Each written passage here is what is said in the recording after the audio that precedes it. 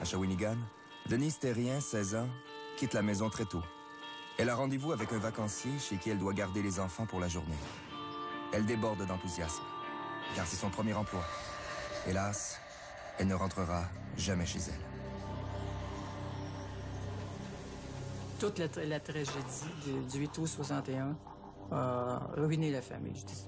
Je dirais pas décimé, là, mais dans ma tête, c'est presque ça, malheureusement. Micheline, la sœur aînée de Denise, travaille dans un bureau de placement et a déniché ce petit boulot. Les deux filles se suivent d'1 an et sont les meilleures amies du monde. Ben, avec le recul, j'ai envoyé ma sœur à la mort. Comment vivre avec ça?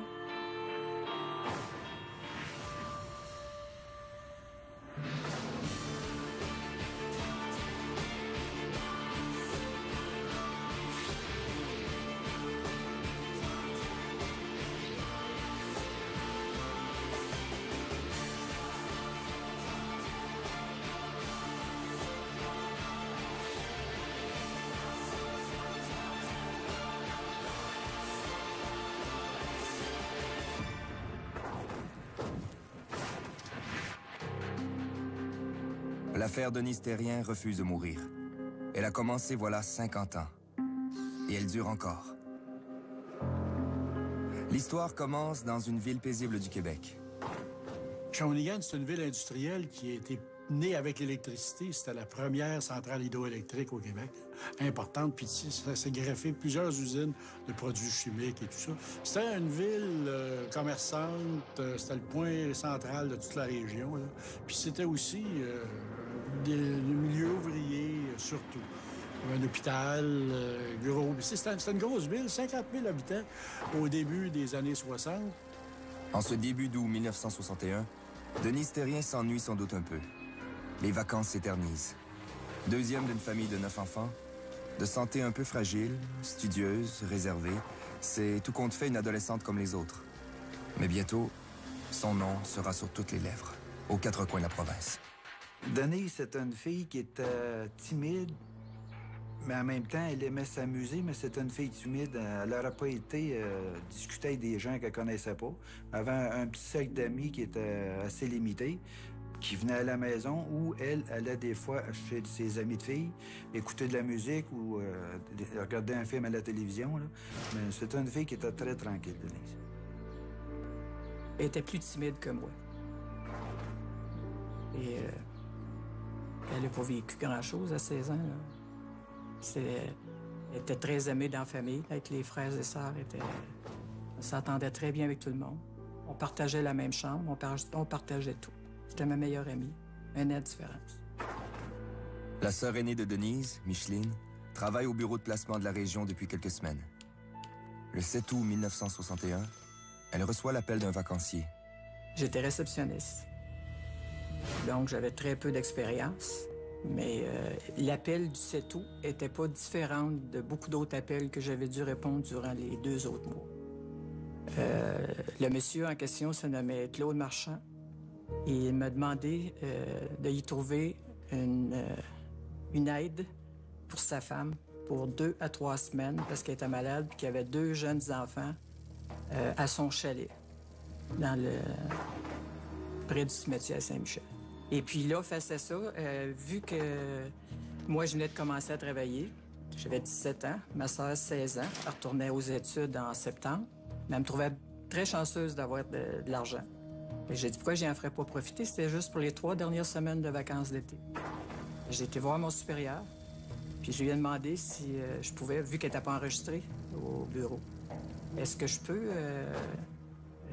offrir le travail en question à ma jeune sœur Denise.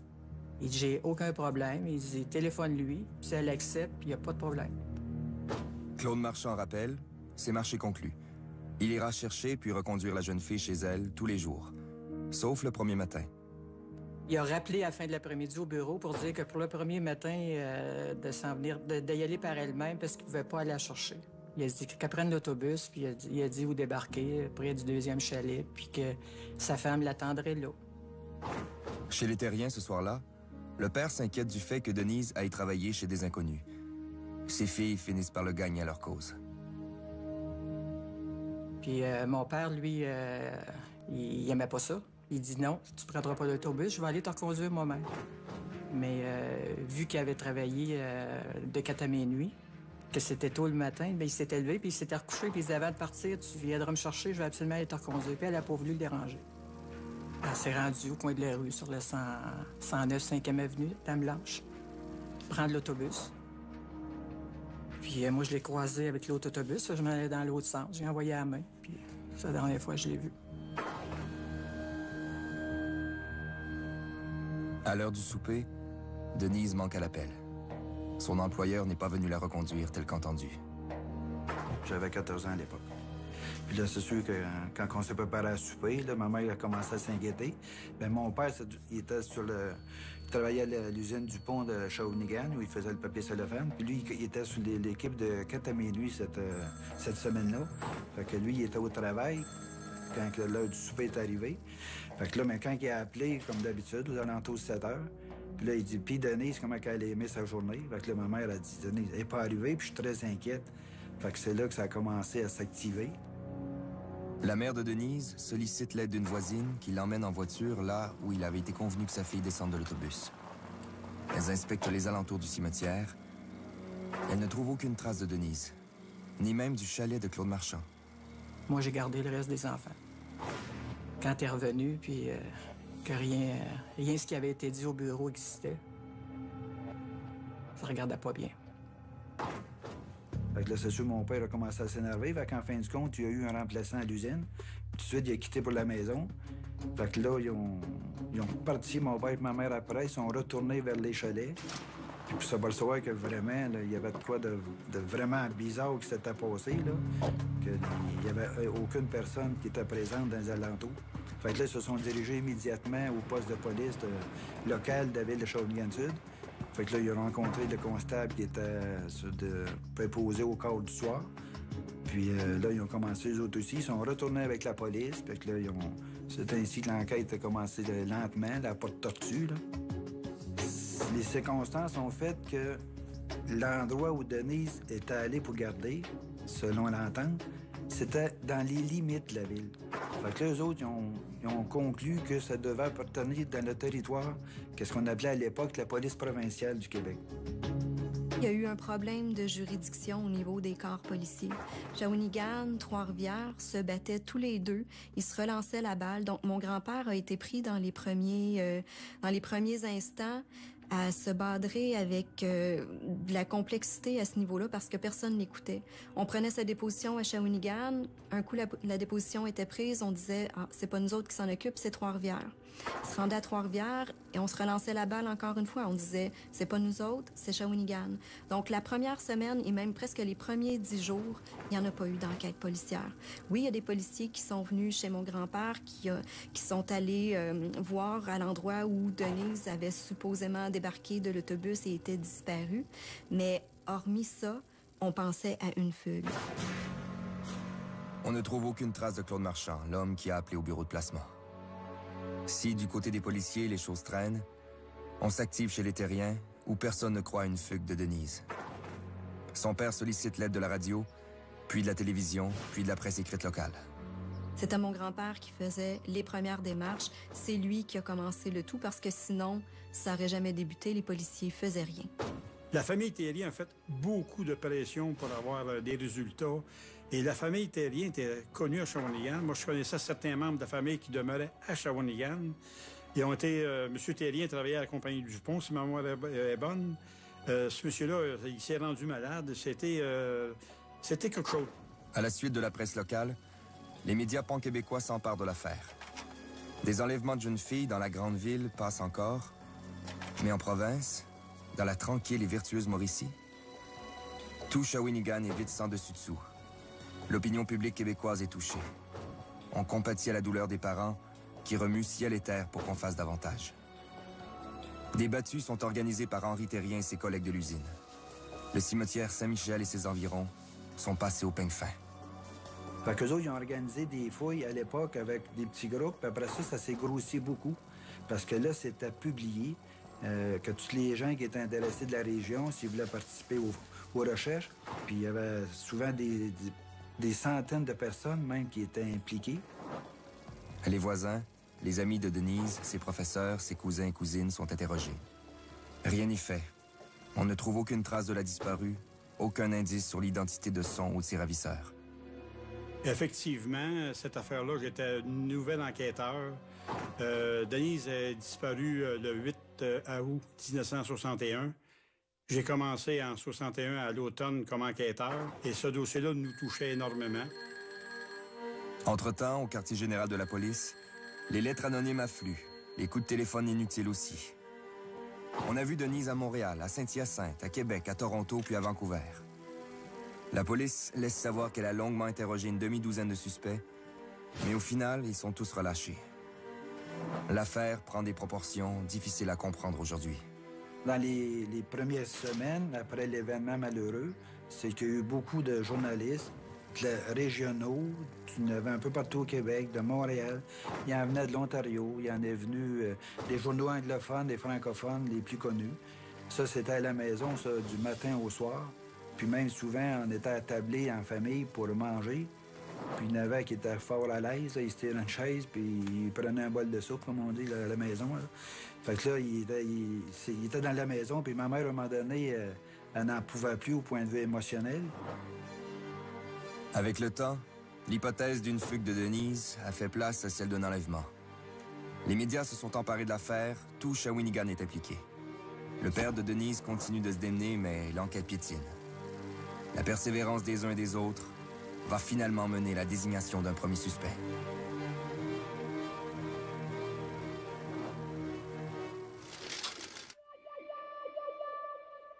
Ce soir, à Canal D. Oui, oui, je vais l'essayer. Armani. Aussi offerte en huile parfumée. Il y a quelque chose. La fin de Si on comporte des scènes pouvant ne pas convenir à un jeune public, la supervision des parents est suggérée.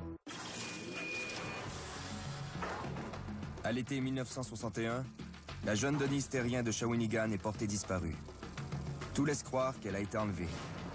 Les battus n'ont pas permis de trouver d'indices. L'enquête est dans une impasse.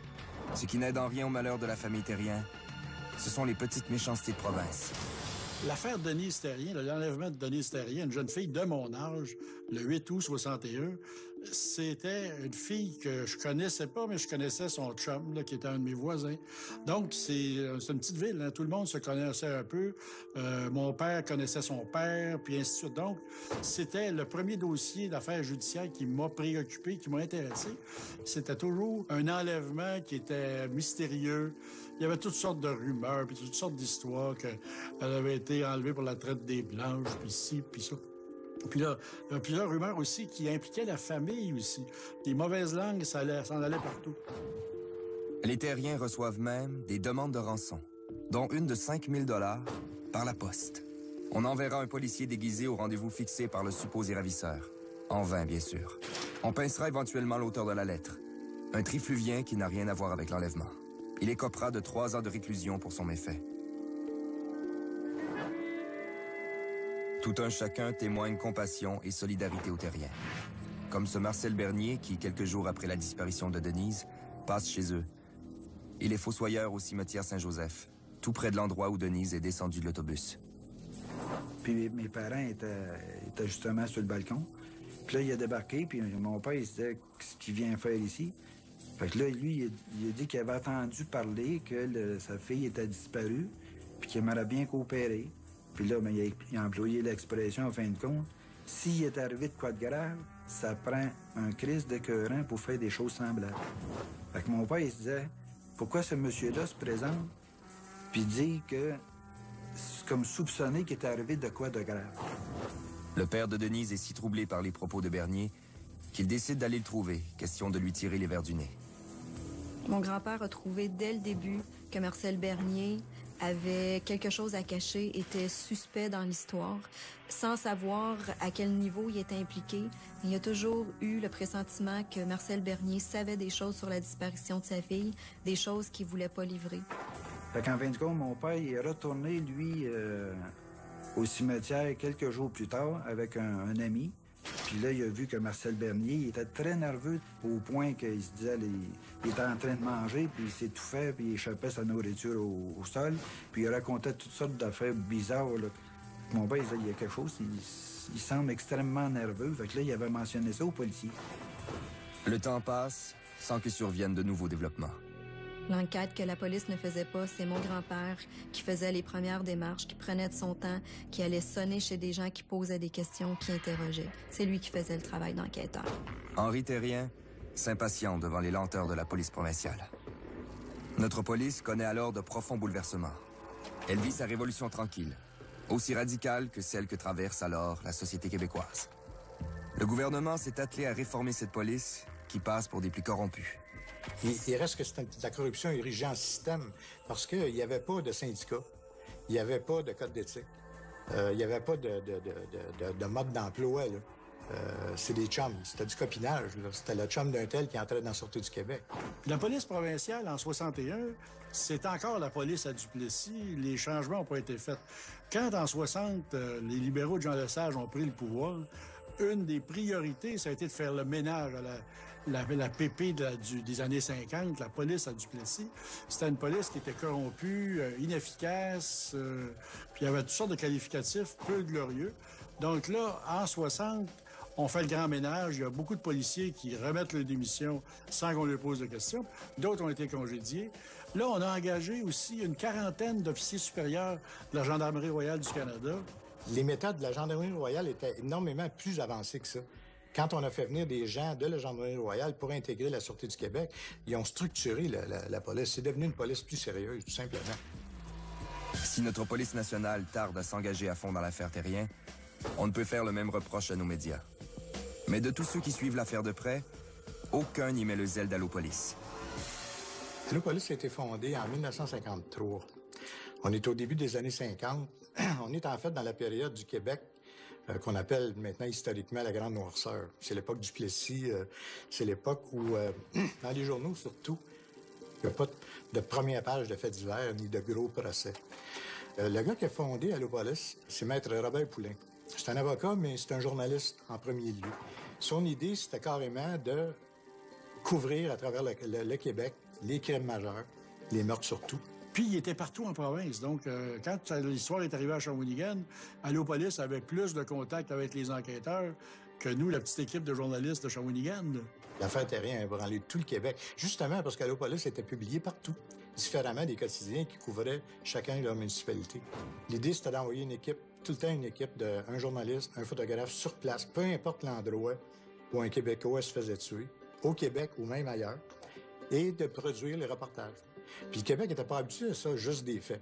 Les choses étaient tellement cachées au Québec. Le Québec venait d'apprendre qu'il y avait des viols, des femmes battues, de la violence conjugale, qu'il y avait des meurtres, qu'il y avait des vols à main armée.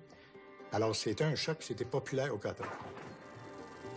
Plus de 2 mois après la disparition de Denise Terrien, alors que l'enquête est au point mort, Allopolis concocte un coup d'éclat. La direction annonce qu'elle a retenu les services de 2 anciens policiers de la police provinciale, Ubalde Legault et Gaston Archambault, pour reprendre l'enquête à zéro.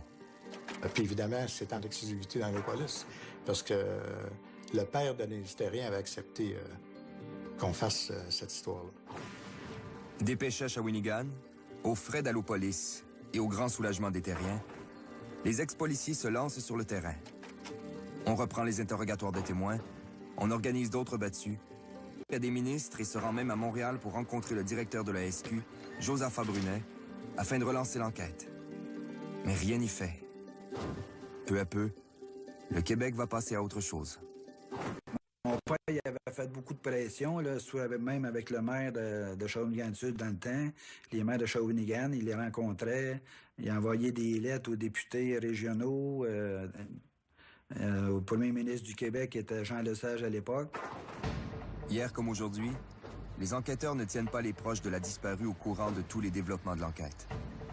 Bien plus tard, les Terriens apprendront que les enquêteurs provinciaux ont très tôt porté leurs soupçons sur le fossoyeur du cimetière Saint-Michel, Marcel Bernier. Bernier, évidemment, durant tout le temps que les enquêteurs Shawinigan enquêtaient là-dessus, ainsi que les policiers municipaux, il subissait toujours une certaine pression parce qu'il voyait toujours des policiers qui se promenaient alentour de chez lui. Puis à un moment donné, lorsque l'escouade des homicides de Montréal est arrivée, c'était des policiers étrangers qui arrivaient. En 1962, Bernier s'est établi à Montréal où les enquêteurs le retracent et l'emmènent pour l'interroger.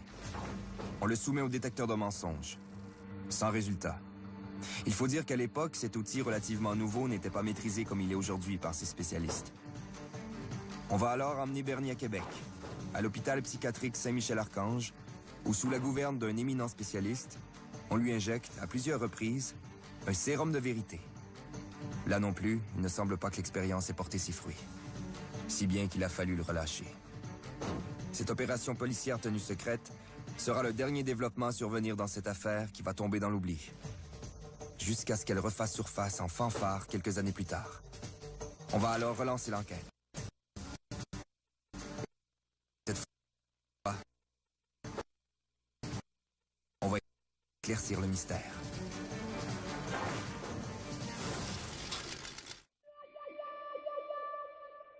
Découvrez la tablette multimédia Storio. Rufus était un chien de la campagne. Avec Storio, vos enfants pourront apprendre tout en... Que je te paye pour vider la vaisselle, quand même? La délectation. Marcel Bernier, 1900. Cette émission comporte des scènes pouvant ne pas convenir à un jeune public. La supervision des parents est suggérée. À l'été 1961, Denise Terrien, une jeune fille de Shawinigan, disparaît dans des circonstances laissant croire à un enlèvement. Le comportement du fossoyeur du cimetière Saint-Michel, un certain Marcel Bernier, attire les soupçons. Les enquêteurs lui font passer une batterie d'interrogatoires, mais ont fini par le relâcher. Le dossier a été mis aux oubliettes étant donné qu'on n'avait pas de preuves. On avait déjà questionné Marcel Bernier, mais on n'avait pas de preuves à retenir contre lui. Donc, on a mis le dossier dans la pile des choses classées, puis on l'a oublié un peu. Il y avait d'autres dossiers qui étaient nouveaux et qui occupaient les policiers, donc on s'occupait plus vraiment du cas de la disparition de Denise. Les enquêteurs ne flairent aucune piste pouvant mener à un autre suspect que Bernier. Le père de Denise, laissé à lui-même, continue de faire des pieds et des mains pour relancer l'enquête. Mais mon père a jamais lâché. Mon père a fait plein de recherches durant ces 4 ans-là. Il est allé voir le procureur. Il y avait personne en haut lieu que pour contacter de lui-même, pour lui dire ses soupçons, puis d'aller investiguer dans ce domaine-là. On le renvoyait. On disait toujours que c'était pas leur domaine, puis ils remettaient ça à d'autres polices, puis ça a toujours été comme ça, durant les 4 ans. À l'automne 1964, Claude Wagner décroche le portefeuille de la justice. Pour les Québécois de son temps, l'homme incarne plus que nul autre, à toute autre époque, la loi, l'ordre et le bien public.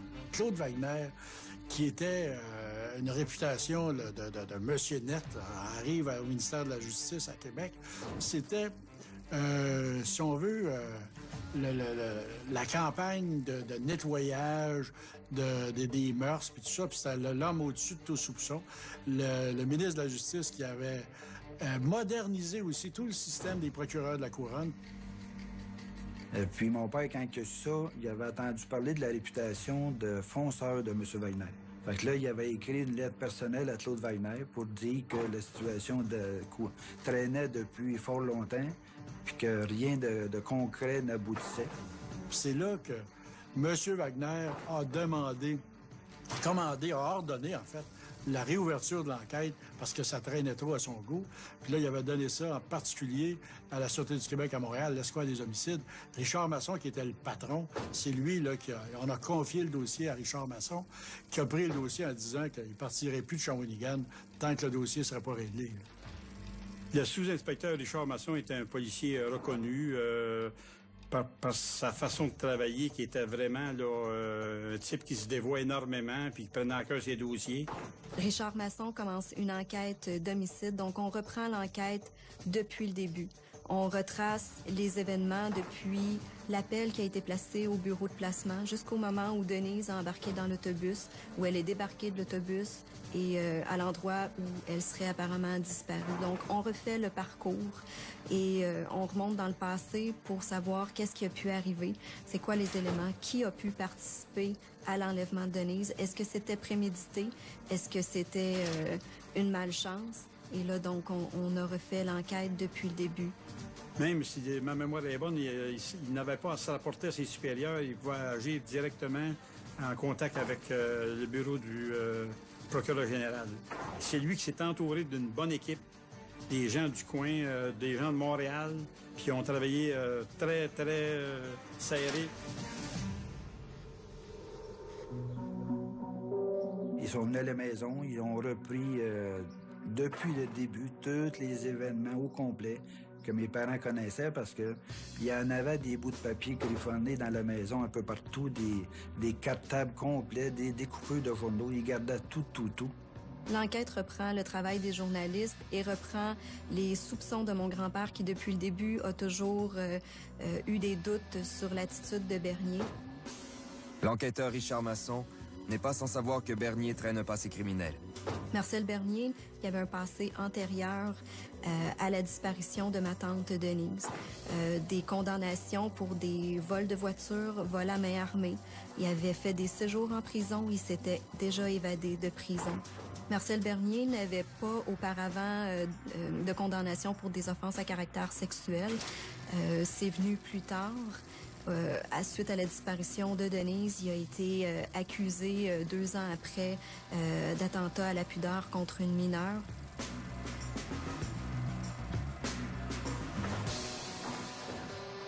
Divers éléments alourdissent les soupçons sur Bernier. Depuis la disparition de Denise, sa femme a demandé le divorce en l'accusant de l'avoir maltraitée. De plus, une certaine Laurette Baudouin a été portée disparue. Or, Bernier entretenait des relations avec cette prostituée qu'on croit avoir été assassinée. Donc là, on a des éléments nouveaux qu'on essaie de relier tous ensemble et que là, c'est des éléments qui tentent à pointer de plus en plus sur la culpabilité de Marcel Bernier. À la fin de mars 1965, le Québec en a encore une fois que pour Denise Thérien. Près de 4 ans après sa disparition, la police vient de mettre sous les verrous l'ancien fossoyeur du cimetière Saint-Michel, Marcel Bernier lui-même. Âgé de 42 ans, il vivait à Montréal où il exerçait le métier de soudeur. Afin de pouvoir l'interroger à leur guise, les policiers déterrent une histoire vieille de 3 ans. On dépose contre Bernier une accusation de menace de mort à l'endroit d'un curé de Shawinigan. Donc, c'est Richard Masson qui, là, va interroger à nouveau Bernier et qu'on prend en considération les soupçons de mon grand-père et qu'on se dit c'est peut-être lui qui a trempé dans l'histoire. On le garde en cellule, on l'interroge à quelques reprises. Bernier ne veut pas parler, dit qu'il n'y a rien à dévoiler sur cette histoire-là, qu'il ne sait rien. Et au début, donc, il garde le silence. C'était pas un bon menteur, c'est sûr et certain. Parce qu'on ne le croyait pas, personne ne l'unité. Et l'enquête, toute l'enquête se dirigeait vers lui. Ça a été toujours le suspect numéro 1. Marcel Bernier, c'est un gars qui n'était pas tellement grand, qui était... c'était pas la tête à Papineau, mais c'était un voleur. Il avait été condamné pour des vols à main armée, il s'était évadé de prison. C'était le petit voleur, pas fin, il se faisait attraper trop souvent. C'est après, je pense, ces 2 nuits passées en prison que là, il déclare qu'il veut avoir un rendez-vous avec Richard Masson et qu'il veut lui dire ce qu'il sait de l'histoire. Et Marcel Bernier lui dit que ça fait trop longtemps qu'il garde ces choses-là pour lui et qu'aujourd'hui, il veut s'en libérer. Et pour la première fois, c'est là qu'on apprend que Marcel Bernier, c'est lui qui aurait téléphoné cette journée-là, le matin du 7 août 61, au bureau de placement de Shawinigan pour placer une annonce recherchant une gardienne pour ses 2 enfants. Et que c'est un guet-apens finalement qui est monté pour avoir une jeune fille qui va se rendre sur le lieu du rendez-vous le lendemain. Donc, il est au courant de la disparition de Denise. Il connaît les heures, l'arrivée de l'autobus et il l'a vu débarquer. C'est lui qui l'a abordé, qui est allé la chercher, qui l'aurait fait monter dans son camion et qui l'aurait amené avec lui. Marcel Bernier explique qu'il a garé son camion près d'un boisé, éloigné des regards, et qu'il a tenté d'embrasser la petite Denise par la suite. Là, Denise, elle s'est mise à crier à l'aide, maman. Fait que là, il a paniqué parce qu'il y avait une barre de tuyau qui était sous le siège ou en arrière du siège de son camion. Puis là, il l'a assommé, puis à partir de là, il l'a traîné dans la coulée. Parce que, comme fossoyeur, il disait qu'il avait toujours une pelle à portée de la main. Il a creusé une fosse très peu profonde, d'environ 1 pied. Puis juste pour couvrir le corps, après ça, il l'avait enterré là. Les révélations de Marcel Bernier vont permettre aux enquêteurs d'étoffer leur accusation.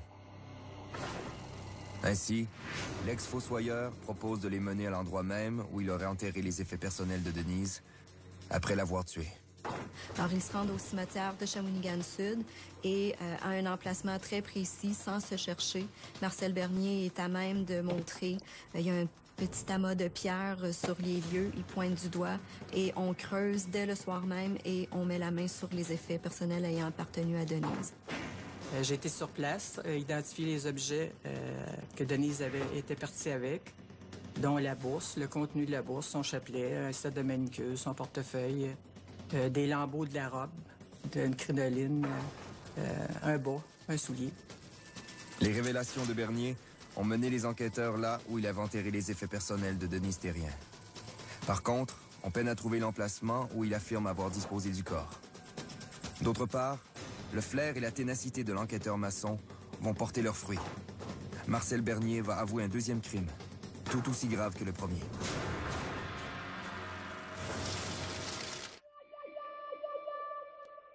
Ce soir, à Canal D, autopsie.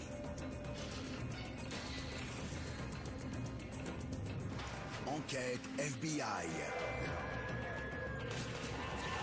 Ce soir, dès 21h, crime et enquête à Canal D. Lorsque vous savourez votre mocha chocolaté fait de grains fraîchement moulus et garni de crème fouettée, vous comprendrez le vrai sens du mot « s'arrêter ». Avec McCafé, redécouvrez la pause café. Pour les fêtes, la plus grande sélection de super téléphones se trouve chez Bell. Comme le LG Optimus LTE. Naviguez, visionnez et téléchargez à des vitesses LTE super rapides. Tout ça avec une qualité d'image exceptionnelle sur un véritable écran HD. Le LG Optimus LTE, seulement chez Bell. L'eau de mer est efficace pour déboucher votre nez. Mais si vous n'êtes pas au bord de la mer, il y a le nouvel Eau-de-Vin eau de mer et aloès. L'eau de mer élimine la congestion, alors que l'aloès apaise la sécheresse. Le nouvel Eau-de-Vin eau de mer et aloès. Le nouveau Néocitran Total Grippe Ultra Fort contient 4 ingrédients médicinaux pour combattre vos pires symptômes de la grippe. Un réducteur de la fièvre et de la douleur, un décongestionnant, un antitussif et un antihistaminique. Soulagez vos pires symptômes de la grippe avec Néocitran. Au coucher du soleil, s'éveillent les odeurs. Roue cesse de tourner. Mangeons, c'est l'heure. Le temps s'arrête, le festin est servi. Tout ce qui compte, enfin, est ici. On vit d'amour, on vit d'amitié. Heureux de se retrouver, ensemble, au souper. Prenez le temps de souper. C'est l'heure de Prime. Savourez les nouvelles portions naturellement Prime de Maple Leaf. Marie fait bouger les choses. Elle sera là pour le mariage de son petit cousin à Québec et fera l'aller-retour avec un seul plein. Sa nièce peut toujours emprunter sa voiture, car Marie peut se fier à ses 9 coussins gonflables. Et ce n'est pas parce qu'elle est conductrice désignée qu'elle ne s'amusera pas en chemin. Marie sait que tout cela n'est pas seulement fiable, mais incroyablement fiable. Redessinée, plus spacieuse, une meilleure économie d'essence. La toute nouvelle Toyota Yaris, incroyablement fiable. Le cœur est un mécanisme important, mais le cholestérol peut le menacer. Heureusement, il y a Centrum Cardio, qui procure une gamme complète de vitamines et minéraux pour aider à rester en santé. Et des phytostérols, qui favorisent la santé cardiovasculaire en réduisant le cholestérol. Centrum Cardio, notre expertise avec un petit quelque chose pour votre cœur. Complète de A à Zinc. Lorsque vous savourez votre mocha chocolaté fait de grains fraîchement moulus et garni de crème fouettée, vous comprendrez le vrai sens du mot « s'arrêter ». Avec McCafé, redécouvrez la pause café. Cette émission comporte des scènes pouvant ne pas convenir à un jeune public. La supervision des parents est suggérée. En mars 1965, Marcel Bernier, ex-fossoyeur du cimetière de Shawinigan, admet être l'auteur du meurtre de Denise Thérien, une adolescente disparue 4 ans plus tôt. Il l'aurait d'abord enlevée avant de tenter d'obtenir des faveurs sexuelles. Richard Masson, l'enquêteur chargé par les autorités de rouvrir ce dossier empoussiéré, est celui qui a fait craquer le suspect. Alors, suite à son retour à la prison, Marcel Bernier redemande un deuxième entretien à Richard Masson. Et c'est là qu'il va lui révéler qu'il aurait tué une deuxième personne, soit Laurette Beaudoin, qui était prostituée à l'époque, avec qui il entretenait des liens au moment de la disparition de Denise. Donc, Laurette Beaudoin aurait disparu quelque part à l'été 62 et serait décédée dans les alentours de cette même période-là. Bien, il avait peur que les enquêteurs doutent de sa bonne foi. Alors, c'est à ce moment-là qu'il leur a déclaré, bien écoutez, je vais vous montrer que c'est la vérité que je vous raconte. Je m'en vais vous montrer où est-ce que c'est que j'ai enterré l'autre personne que j'ai tuée. Parce que j'en ai tué une autre. Et c'est à ce moment-là qu'a amené les enquêteurs où, à quel endroit exact dans le cimetière où il travaillait, où il a enterré cette victime-là. Laurette Beaudoin sortait avec M. Bernier et il semblerait qu'elle lui chargeait à chaque fois qu'elle allait le rencontrer. Mais elle avait découvert au cours de cette période des items qui venaient de Denise Thérien. Alors, elle a commencé à le faire chanter avec ça, puis à un moment donné, il ne pouvait plus le prendre, il n'y avait plus d'argent. Alors, c'est pour ça qu'il a dit ultérieurement qu'il l'avait tué.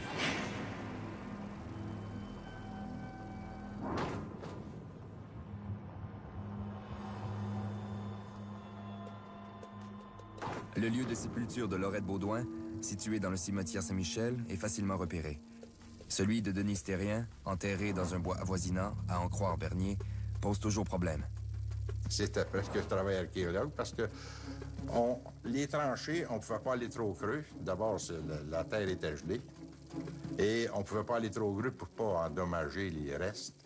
Alors, on loussait la terre et puis on y allait avec nos mains ou les pelles, on tassait de côté la terre qu'il y avait là. Les fouilles ont pris au total 2 à 3 semaines avant qu'on découvre finalement le corps de Denise. Le sergent Viault a trouvé quelque chose qui lui semblait comme un ossement humain. Alors, il m'a appelé, moi, puis M. Courchaine. On s'est rendu à côté de lui, dans sa portion où on creusait tous, les trois. Et effectivement, on a identifié, les trois, on était d'accord qu'il s'agissait probablement d'un ossement humain. Alors, suite à ça, on a communiqué avec l'inspecteur Masson. Quand le corps a été retrouvé, que les policiers y avaient appelé à la maison pour dire que leur recherche avait abouti pour une fois pour toutes, c'était... on peut pas dire que c'était de la joie, mais c'était comme la fin d'une immense tristesse. Puis personne n'était joyeux parce qu'il y avait mortalité d'un membre de la famille. Mais par contre, c'était l'accomplissement l'aboutissement d'une grande période de tristesse qui s'était passée au travers que toute la famille a vécu sur différents niveaux pendant toutes ces années-là. Un grand soulagement pour toute l'escouade. Un grand soulagement. Parce que ça met à terme, si vous voulez, à des recherches, une enquête qui avait duré longtemps. Et on savait aussi que l'angoisse de la famille, probablement que ça l'aurait aidé qu'on ait découvert le cadavre pour qu'ils savent au moins ce qui s'était passé. C'est sûr que c'était un coup, mais par contre, il était soulagé d'enfin savoir où était Denise. Mais ça a été l'atmosphère lourde pendant plusieurs années. J'étais tout jeune journaliste lorsque Marcel Bernier a été arrêté après ses aveux à la Sûreté du Québec. Là. Donc, c'était la nouvelle au Québec, là, parce que ça avait tellement traîné, cette histoire-là. On en avait parlé, ça avait été... Il n'y a jamais eu une nouvelle à cette époque-là qui a autant tenu la manchette des quotidiens, des médias de toutes sortes. Ça a duré longtemps. À partir du moment où on dispose des aveux de Marcel Bernier et qu'on a trouvé les restes de ces deux victimes, les rouages de la machine judiciaire s'enclenchent. On procède d'abord à une enquête publique du coroner, puis on instruit le procès de Bernier à l'été 1966. J'ai assisté au début du procès. J'avais pris des... À ce moment-là, on faisait photos et textes et tout ça. Puis j'étais jeune journaliste, pigiste, un peu tout. Donc, j'avais fait les photos de Bernier au palais de justice. J'avais suivi jusque dans la cellule du palais de justice, pris des photos. Les avocats, Monsieur Terrien, le père de Denise Terrien, qui était là. Puis, finalement, là, c'était un petit palais de justice avec une grosse histoire. Au terme de son procès, fort couru le 22 juillet 1966, Bernier est condamné à monter sur l'échafaud. La sentence de mort servie au condamné sera éventuellement commuée en emprisonnement à vie. La pendaison n'a alors plus cours au Canada, même si on abolira officiellement la peine de mort qu'en 1976. L'affaire terminée, les Terriens en sont quittes pour composer avec leur deuil. Malheureusement, les Terriens n'allaient pas en avoir fini avec l'assassin de Denise. 10 ans après que le rideau soit tombé sur le drame, Marcel Bernier allait se rappeler à leurs mauvais souvenirs.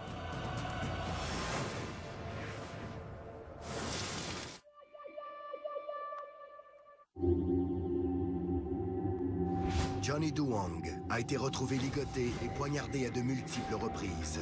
La scène de crime est certainement la pire scène de crime que j'ai vue. Un tueur si proche, ce soir 20h au Vendredi policier. C'est le temps des fêtes et présentement chez Moores, achetez un article, obtenez un autre gratuit sur toute la marchandise au magasin. Tout ce dont vous avez besoin pour avoir fière allure aux parties des fêtes, même si on vous y amène en vous tirant par l'oreille. Bonne coupe, bon prix, bonne réputation. Moores. C'est pire que l'an passé. C'est en plein genre de tempête qui fait peur à un homme. Ah, je connais ça. Je sais ce que c'est. Merci, Serge. J'avais vraiment besoin de ça. Oh, attends. Après les fêtes, c'est pas facile non plus. Tiens, ça va t'aider. Achetez un régal des fêtes de PFK et recevez un bon cadeau de 5 $. Parce que vous l'avez mérité. Tellement bon. Je découvre et j'apprends plein de choses avec ma console. J'apprends les mathématiques tout en m'amusant. Moi, j'apprends du vocabulaire avec des livres électroniques. Parce que chaque enfant est différent, Leapfrog a créé Leapster Explorer. C'est une console de jeu avec un écran tactile, un lecteur de livres électroniques, un studio d'art et bien plus encore avec les applications à télécharger. Comme ça, les enfants peuvent apprendre quelque chose de nouveau tous les jours. Découvrez tous nos jeux et accessoires Leapster Explorer en visitant leapfrog.ca/fr.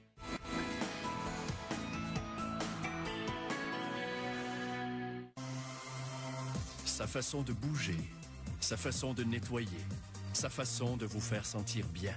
Tout dans la brosse électrique Oral-B est conçu pour offrir un brossage supérieur. Inspiré des instruments des dentistes, notre brosse électrique nettoie dans 3 directions et entoure chaque dent pour combattre 2 fois plus de plaques qu'une brosse manuelle. Pour une sensation de propreté quotidienne comme chez le dentiste. Pas étonnant que partout au pays, ce soit la marque de brosse à dents la plus recommandée par les dentistes. Les brosses électriques Oral-B. Joignez-vous au mouvement à oralb.ca.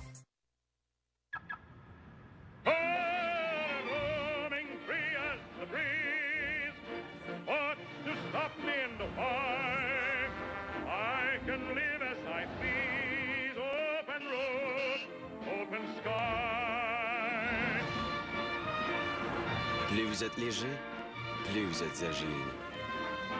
La toute nouvelle A6, avec la technologie Audi ultra légère.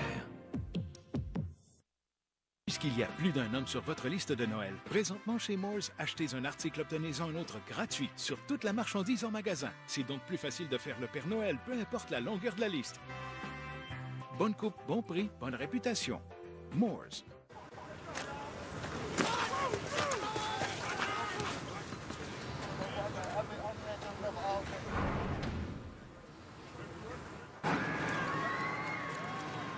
Cette émission comporte des scènes pouvant ne pas convenir à un jeune public. La supervision des parents est suggérée.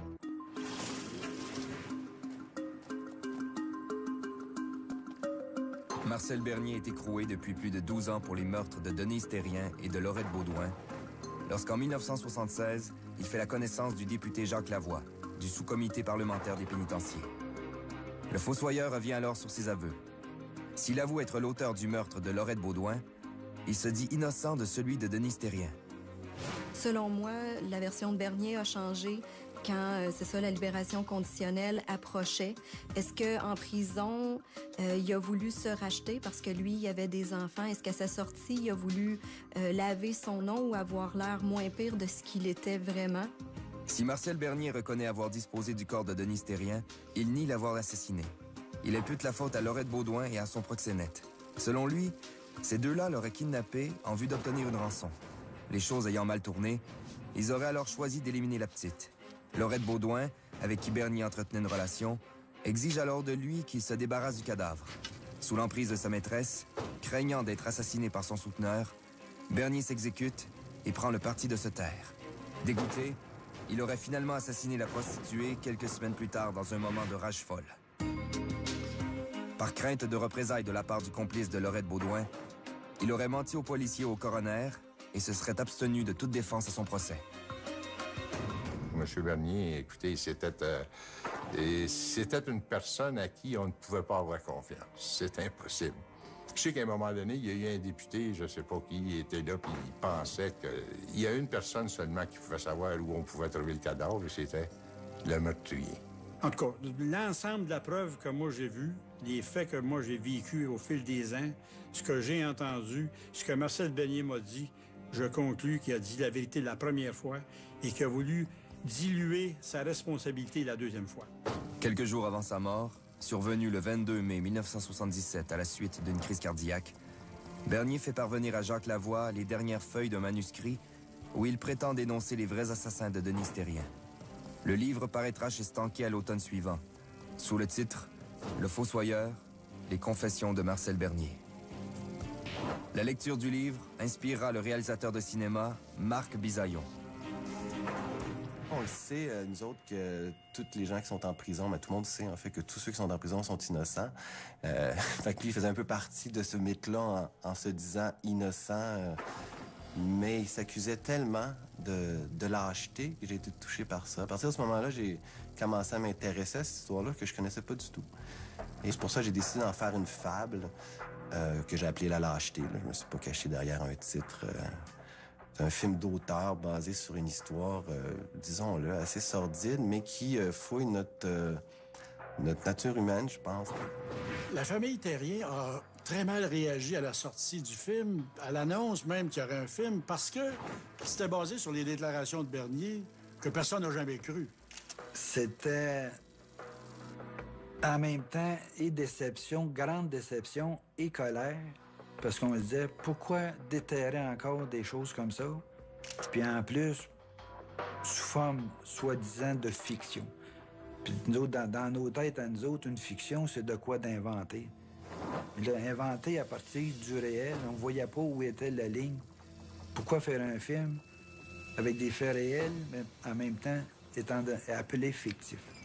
Donc, c'était clair que tous ceux qui ont été en contact avec l'affaire Denise Thérien, que ce soit la famille, les policiers, les témoins, tout ça, il n'y a aucun doute dans l'esprit de personne que Bernier est le meurtrier. Les complots, les hypothèses de rançon et de tout ça, ça ne tient pas debout. Il n'y a rien qui tient debout. Mais ça a fait un film de fiction qui est très loin de la réalité, mais c'était la version de Bernier qui, une fois en prison, après des dizaines d'années en prison, lui, là, c'était pas bien vu d'être un agresseur sexuel puis d'être un assassin. Il y a beaucoup de choses troublantes dans l'histoire de Marcel Bernier qui m'ont amené à penser, moi, que, en ce cas-ci, c'est pas vrai à 100%. Il y a au moins 70% de ce qu'il dit que moi, je considère que ça a du sens, ça aurait besoin d'être fouillé. T'sais. Aujourd'hui, quand on reprend un procès, une enquête policière d'il y a 20, 30, 40 ans, 50 ans, dans le cas de Denise Thérien, on peut toujours y voir des faiblesses, de la preuve. Aujourd'hui, ça se passe d'une certaine façon avec les technologies d'aujourd'hui. Mais quand on revisite un dossier, les gens peuvent toujours aller y trouver une erreur judiciaire. Pourtant local, L'affaire Denise Terrien a pris, hier comme aujourd'hui, une dimension nationale. Entamée sur le ton du fait divers, elle a rapidement pris une couleur tragique. Ben, à force d'avoir travaillé là-dessus, je dirais même plus que je dirais pas que c'est un fait divers. Déjà, je dirais que c'est une tragédie. J'ai beaucoup lu aussi sur la famille, je les ai rencontrés. La disparition de leur fille a duré 4 ans, sans qu'il n'y ait aucune nouvelle et aucune idée de ce qui s'était passé avec elle. Alors, j'aurais bien de la misère à appeler ça un fait divers, j'appelle ça une tragédie, à cause de toutes les victimes que ça a fait autour. Une place importante dans notre histoire, je m'en suis rendu compte, en faisant le film.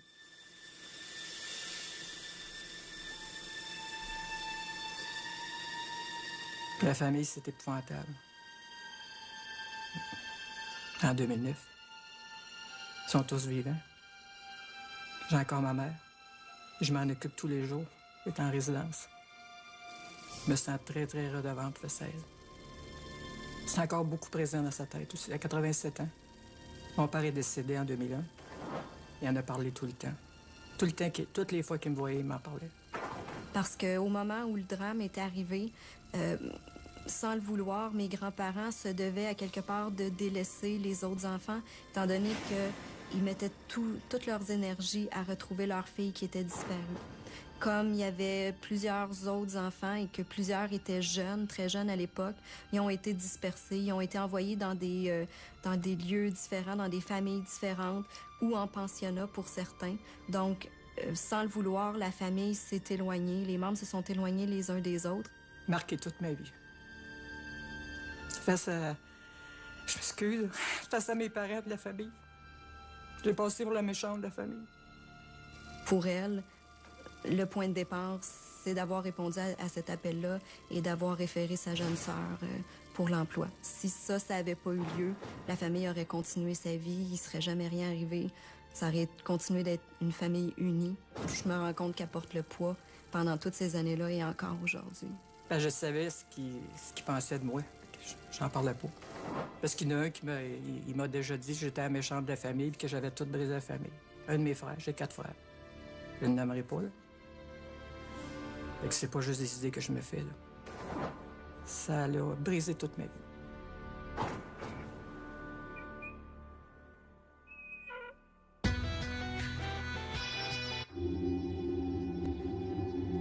Johnny Duong a été retrouvé ligoté et poignardé à de multiples reprises. La scène de crime est certainement la pire scène de crime que j'ai vue. Un tueur si proche, dans un instant, à Canal D.